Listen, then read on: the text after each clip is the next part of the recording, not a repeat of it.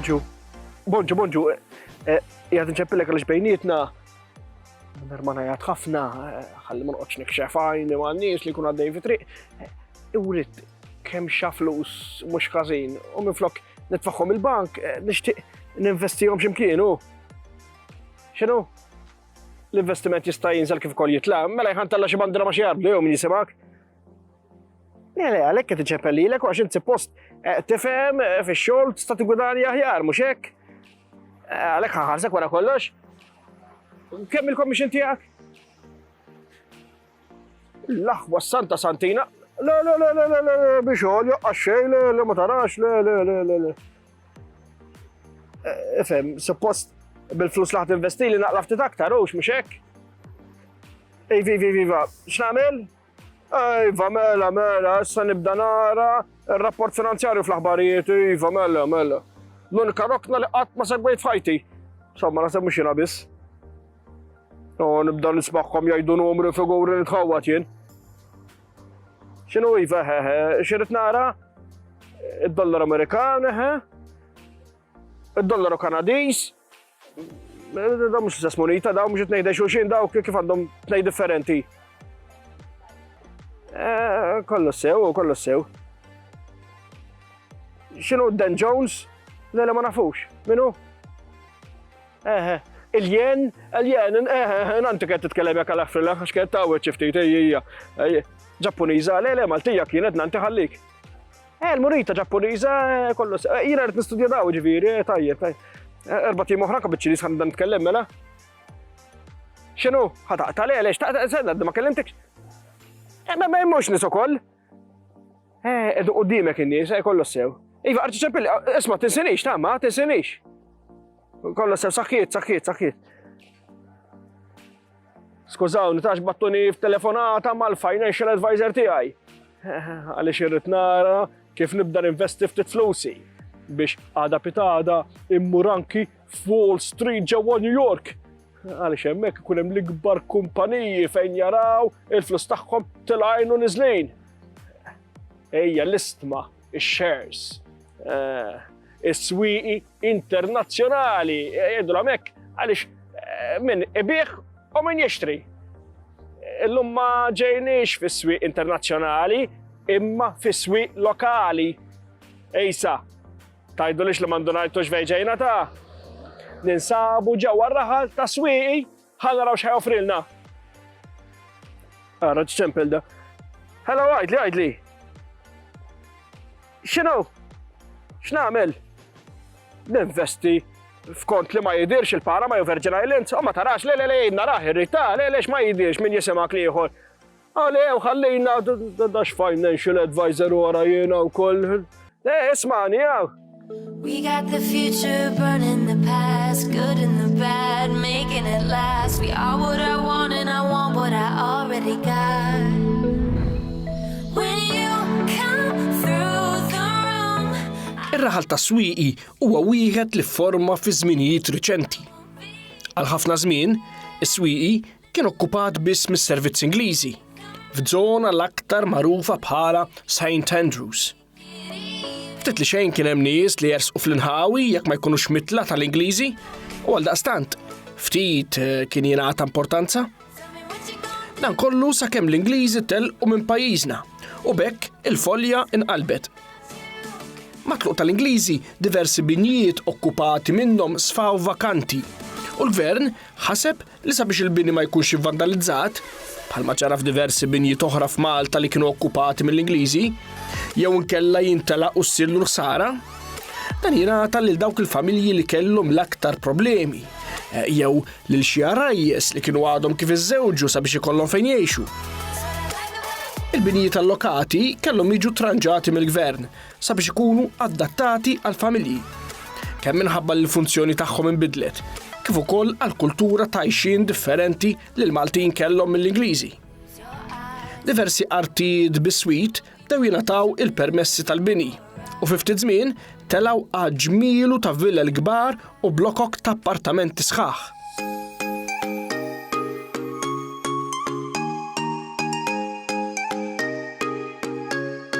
Insomma, din id-drawwa li għadha sal-lum. Avolja l-lum il-ġurnata ma tantx għadna nibnu vilel ma' blok kbar ta' appartamenti iva u kif. Is-swieqi beda jħaddam fih ukoll il-parti magħrufa bħala il-Madlina u anki l-parti tal-Ibraċċ li qegħdin fiha bħalissa, imma fuq dawn nitkellmu aktar tard. Meta twaqfu l-Kunsillu Lokali fosthom il-Kunsill Lokali ta' Swieqi, kien hemm xi ftit tal-litigar biex jaraw il-konfini fejn jasal ta' kull lokal. L-istess Swieqi mal-irħula bis-Swiet fosthom Ħalarawr u Pembroke. U wara ħafna diskussjonijiet ċedi minn hawn u ċedi minn hemm, Ħalarawr li rridu jżommu parti mill-kosta sabiex ikollhom is-sea view, ħadu taħt idejhom il-parti magħrufa bħala Baħar iċ-Ċaq. Fil-waqt li Pembroke ħadu l-parti ta' ġewwa magħrufa bħala St Andrews bil-barracks tal-Ingliżi b'kollox. U Swieqi ġiet il-parti posh, Pie Ridge, Upper Gardens u anki il-Victoria Gardens. Mhux hekk biss, tal-Swieqi ħadu wkoll parti mill-Victoria Lines. Kulħadd trid biċċa mill-fdalijiet tar-Reġina. L-isem ta' Swieqi ma fissirx kif għadna qabel swieq finanzjarji, iżda ġej mill-kelma saqa li tfisser nixxieqat tal-ilma. Fil-fatt, propju fi Swieqi dari kien hawn nixxieqat tal-ilma li kienu jimlew kullimkien. Illum kważi nixef kollox ox għandna.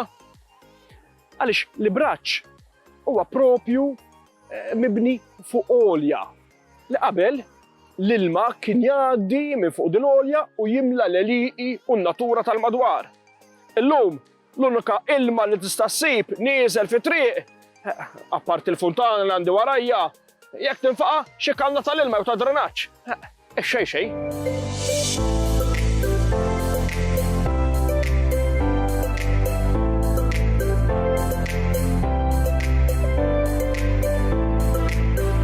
Minħabba li r-raħal ta' Swieqi ġie ffurmat fi żminijiet reċenti, ma nsibux referenza ta' popolazzjoni li tmur qabel it-twaqqif tal-kunsilli lokali. L-ewwel statistika maħruġa fl-1993 turi li fir-raħal ta' Swieqi kien hemm 5327 persuna bħala residenti. Il-numru ta' nies li ġew joqogħdu fl-inħawi kiber brata maġla, tant li sal-1998 il-popolazzjoni fi Swieqi kienet diġà telet għal 8500 ruħ. Lejn l-aħħar tas-sena 2000, in-numru żdied għal 9000 persuna. Skont l-istatistika maħruġa fis-sena 2019, il-popolazzjoni attwali ta' Swieqi hija dik ta' 14,452 persuna. L-istemma tar-raħal turi tarka maqsuma b'salib ta' Sant'Andrija lewn il-fidda, diagonali, forma ta' X, blinji ħoxnin żigużajk fuq u isfel alternati, kulur id-deb u aħmar, li rappreżentaw il-blat lewn id-deb u l-ħamrija ħamranija.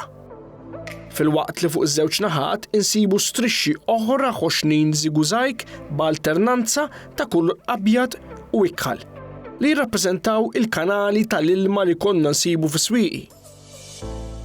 Il-motto tar-raħal huwa Reduci ad pristinum publicum statum, li bil-Malti tfisser restawrat għall-istat oriġinali tiegħu.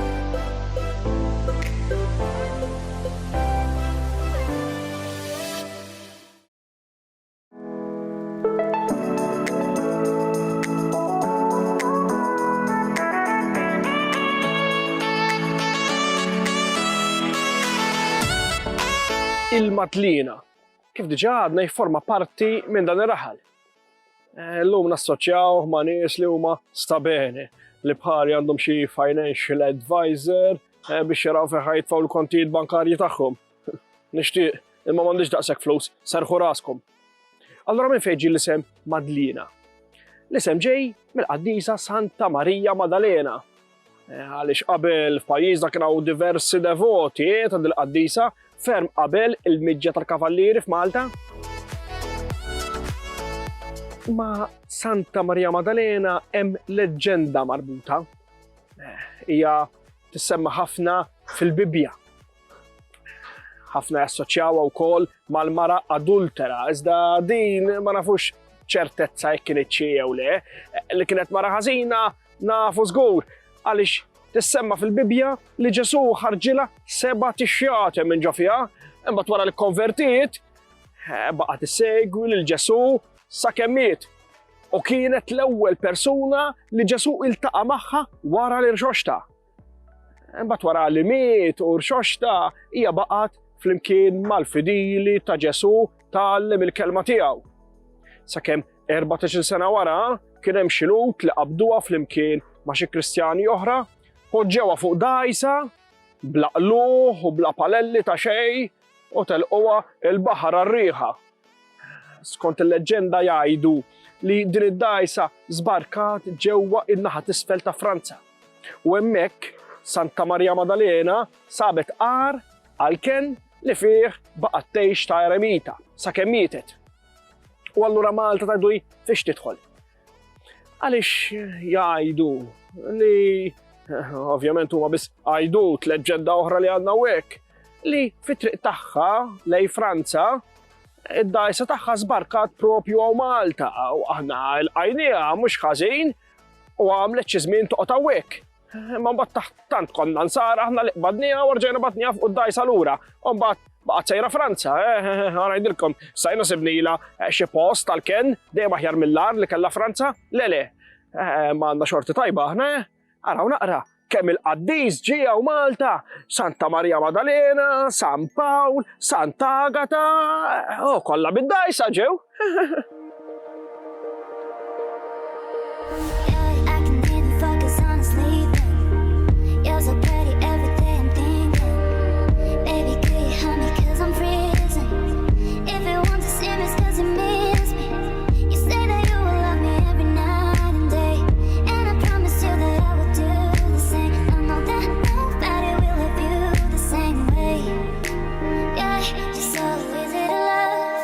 L-isem tal-Madlina ittieħed minn kappella dedikata lil Santa Marija Maddalena li kienet tinsab fl-Inħawi. Għalkemm il-lokal milux wisq li forma, kien hemm diversi nies joqogħdu f'dawn in-naħat. Tant li l-kappella kienet ilha wieqfa sa mis-sena 1490 skont ir-rapporti tal-Isqof Molina u riċerkatur Ferris. Ta' min jgħid li għal xi raġuni oħra din il-kappella ma tissemmix fir-rapport ta' Monsinjur Dusina. Jaf jagħti il-każ li kienet fi stat ta' abbandun, jew li nqabżet mill-programm ta' żjara tiegħu. Dan kuntrast għar-rapport tal-1615 tal-Isqof Baldassare Kaljares fejn jgħid li l-kappella kienet tinsab fi stat tajjeb ħafna taħt idejn ċertu Franciscus Sant li kien jindukra. Aktar tard, meta l-istess Isqof reġa' żar l-Knisja fis-sena 1659, dan saba fi stat degradanti, tant li profana. Fl-1676 din il-kappella ġiet tranġata u reġgħet infetħet mill-ġdid mill-Isqof Astirija. Skont li kiteb Ferris, biswid din il-Knisja mibnija fuq għolja kien hemm dar ċkejkna għal min kellu l-obbligu li jieħu ħsieb il-Knisja bil-kumditajiet kollha neċessarji. Fi żmien l-imblokk tal-Franċiżi fis-sena 1798 din il-kappella minħabba l-pożizzjoni ġeografika tagħha fil-għoli kienet intużat bħala torri tal-avvistament blassa issir lejl u nar.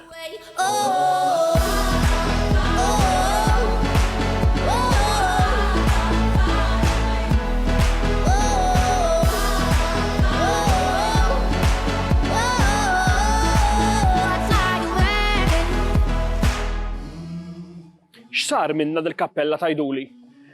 L-Ingliżi li ma tantx kienu jħabblu għajnhom mill-kultura li kellna aħna l-Maltin dak iż-żmien waqqawha sabiex minfloka jibnu fortizza kbira. Iżda dwar dan nitkellmu aktar tard. Dak kollu ġara fis-sena 1800 malli l-Ingliżi ħadu lil Malta taħt idejhom minn taħt il-ħakma Franċiża ma tagħmux wisq għaliex bdew jibżgħu li se jiġu attakkati mill-Edewwa. Jiġifieri dan li għamluh kollu għad-difiża tagħna, Kien impressjoni kbira m'għandniex ngħidu mill-Knisja għax dak iż-żmien kellna ħafna kattoliċi prattikanti u servizzi Ingliżi sabiex ma jidrux koroħ mal-Maltin issa li kienu għadhom kif rifsu fuq dil-gżira isa djamant f'nofs il-Mediterran.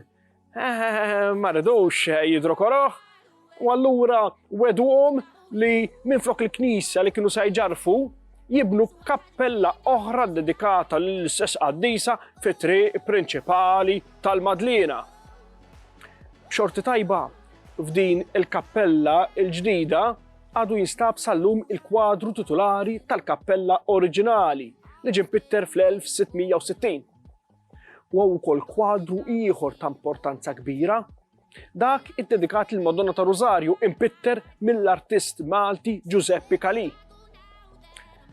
Interessanti wkoll li f'din il-kappella insibu ampina mdaqsa. Ma kienx ampina użata għal kampnar. Dil-ampina għandha fuqha l-isem ta' Bandak, aktarx ampinu kien. U fuqha hemm ukoll imnaqqax is-sena 1963. Kif ġiet b'ċertezza ma nafux. Iżda aktarx kienet ampina ta' xi bastiment Norveġiż li għal xi raġuni jew oħra żbarkaw Malta. Għaliex bil-lingwa Norveġiża il-kelma Bandak tfisser fil-miftuħ, naturalment għall-oċean infinit. Kif waslet fil-kappella ma nafux laqqas. Aktarx li forsi kien hemm xi baħri li dil-qabira dejqitu id-doq tant li ma stax jorqod. Li qabad inkiss żarma minn posta u ġaba f'dil-kappella lil Santa Maria Maddalena bħala wieda forsi ma jismaħħix aktar. Kien jaf li Santa Maria Maddalena ġiet bid-dajsa u kienet mitla tat-trasport tal-baħar. Rigal xieraq.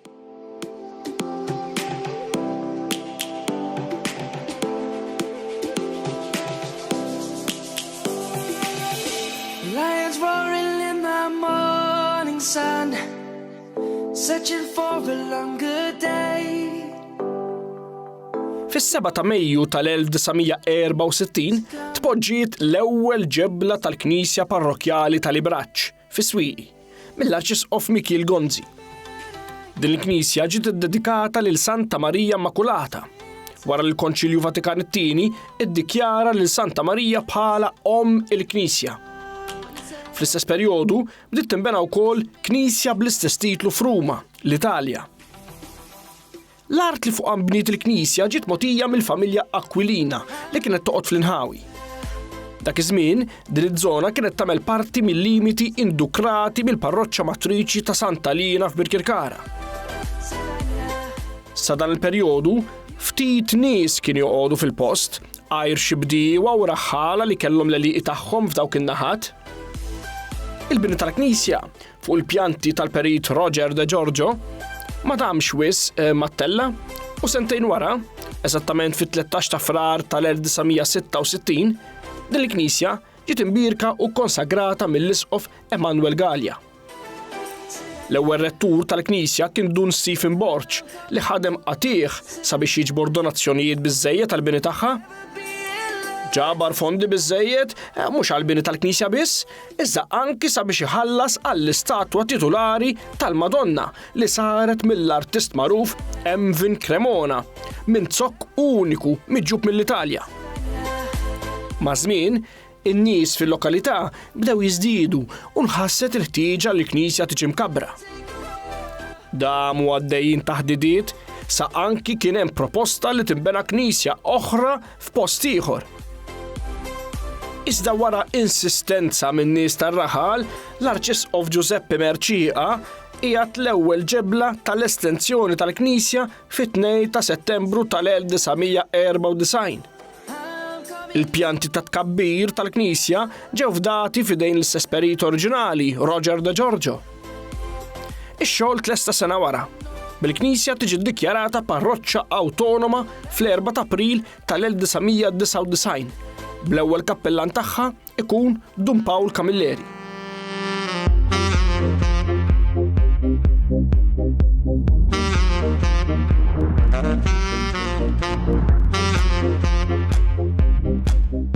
Forti Maddalena, dak li nbena minflok il-kappella oriġinali iddedikata l-istess qaddisa. Dan ftit biex inbena wara li waqqgħu l-kappella, eżattament fl-1880 bħala parti mid-difiża tal-Victoria Lines. Dan il-forti inbena sabiex jipproteġi in-naħa ta' fuq ta' Malta u flimkien miegħu inbnew żewġ fortijiet oħra, Forti Binġemma u Forti Mosta.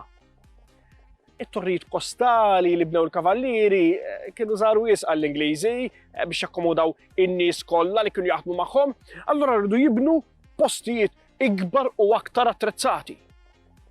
Dal-forti dan biss jinbena sentejn bejn l-1878 u l-1880 u ġie jiswa 9,400 sterlina Ingliża. Illum għandek xorti tibni ċina bl-istess prezz. Ikkomparat ma' fortijiet oħrajn, dal-forti huwa pjuttost żgħir fl-għamla tiegħu, imdawwar, foss, imdaqqas, sabiex l-għadu ma jkunx jista' jilħu kif ġipu laħaq. Aktar tard, ftit il-bogħod minn dal-forti bniet batterija tal-artillerija, eżattament faċċata tal-baħar, sabiex malli jaraw xi ħadd ġej blawm jaqbdu jisparawlu left, right and center, L-dewwa, naturalment, mhux kun hemm xi proxmu miskejn joħroġ jom xi naqra l-kwiet waqt li jilaq ftit ix-xemx tipika sajfija tagħna jispiċċa mtaqqab. Il-Victoria Lines ma baqgħux fl-użu fil-bidu tas-seklu 20, iżda kemm dal-forti kif ukoll Forti Binġemma baqgħu jiġu użati għad-difiża ta' pajjiżna. Sa anki ir-Royal Air Force bdew jużaw dal-forti fit-tieni Gwerra Dinjija bħala ċentru ta' komunikazzjoni u stazzjon tar-radar. U dal-istazzjon beda jiġu użat aktar tard anki minn NATO, sakemm fl-1979 l-Ingliżi telqu minn pajjiżna b'wiċċ il-ġejt. Minn hemm dal-forti għadda taħt il-Forzi Armati ta' Malta li dawn min-naħa tagħhom għaddew ċens lis-St. John's Rescue Corps.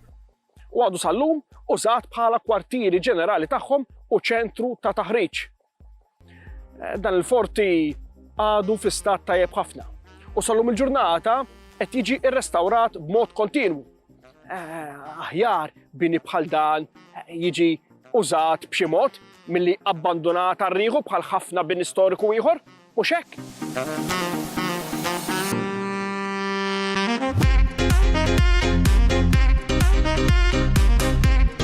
Ftit l-isfel minn Forti Maddalena insibu l-batterija magħrufa bħala il-Batterija San Giovanni.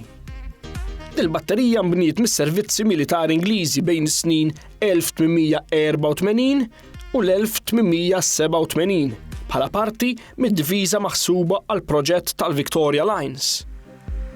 Il-batterija San Giovanni ġiet armata bl-artillerija u kellha dmir li tipproteġi l-entratura ta' wiet il-faħam u l-partijiet tal-baħar ġejjin min-naħa tal-matab. It-tip ta' armi ntużati f'din il-batterija kienu moderni għal dak iż-żmien, magħrufa ħafna li jisparaw b'mod veloċi ħafna. Fuq in-naħa ta' wara tal-batterija wieħed jista' jsib żewġ tikmamar taħt l-art għal ħażna tal-munizzjon, waħda l-iskrataġġ u l-oħra għall-polvri. Illum din il-batterija tinsab abbandonata u sfat ivvandalizzata wkoll ma' żmien. U mhux hekk nafu nagħmlu aħna fejn naraw ftit bini mwarrab nivvandalizzaw, qisu l-wirt storiku mhuwiex tagħna wkoll. Ma nistax ngħidu l-istess għal dal-bini li hawn f'din żona ġewwa swieqi kollu mimli vilel moderni u appartamenti lussużi. Din il-parti kienet tifforma parti mill-lukanda kbira li kien hawn magħrufa bħala The Forum Hotel li kull min jgħaddi mit-triq prinċipali li tieħdok lejn baħar iċ-ċaq kien jara bla dubju. Dil-lukanda tant kienet kbira li kellha 142 kamra, swimming pool u diversi affarijiet oħra, sabiex min imur ikun jista' jirrilassa u jieħu gost. Il-lukanda waqgħet fi proġett kbir ta' kostruzzjoni sabiex minfloka inbnew dawn il-binijiet, vilel u appartamenti. U llum nistgħu ngħidu li hawn żona residenzjali oħra ġewwa swieqi. Il-moderniżmu, il-progress ħuti. U fil-fatt ta' binijiet jekk idduru ftit li għadhom qed jiġu mibnija, under construction. Jiena ħallikom issa l-ħin, ħammur ftit sal-Knisja tal-Ibraċċ li qiegħda viċin, forsi ma tafx kif, nagħmel xi ħaġa ta' ġid tar-ruħi wkoll, ma qabel ma ninsewx l-istessu tal-okkażjoni, Mir-raħal ta' swieqi għar-raħal li jmiss.